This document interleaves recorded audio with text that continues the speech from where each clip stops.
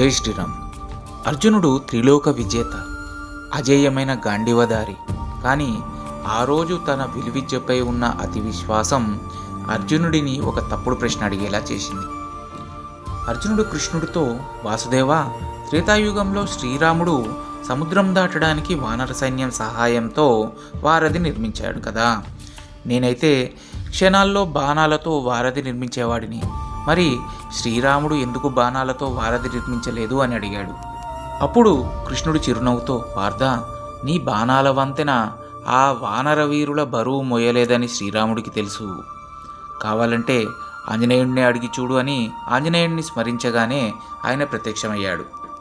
హనుమంతుడు అర్జునుడితో, బాణాల వంతెన నా పాదాల బరువుని తట్టుకోలేదు, ఇక వానర వీరుల బరువు ఎలా మోస్తుంది? వీలైతే ఒక వంతెన కట్టు, నేను దానిపై నడుస్తాను అని అన్నాడు. అర్జునుడు వారధి సిద్ధం చేశాడు. హనుమంతుడు గాలిలోకి ఎగిరి భారీ కాయంతో వంతెన మధ్యలో దూకగా వంతెన పేకమెడలా కూలిపోయింది. అర్జునుడు పట్టుదలగా రెండోసారి వంతెన నిర్మించాడు. హనుమంతుడు తన కాయాన్ని మరింత భారీగా చేసి మరో ఒకసారి దూకగా ఆ భారీ కాయానికి ఈసారి కూడా ఆ వంతెన ముక్కలైపోయింది.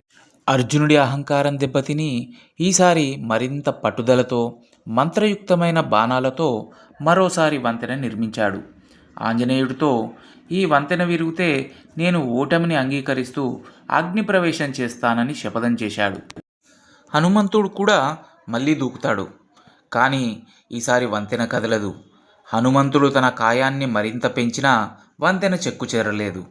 కింద నీటిలో ఒక పెద్ద తాబేలు వంతెన బరువు ఆపుతూ కనిపిస్తుంది. అప్పుడు కృష్ణుడు అక్కడికి వస్తాడు. అర్జునుడిని శపథం బారి నుంచి కాపాడడానికి ఆ పరమాత్మే కూర్మ రూపంలో ఆ వంతెనని తన వీపుపై మోశాడు.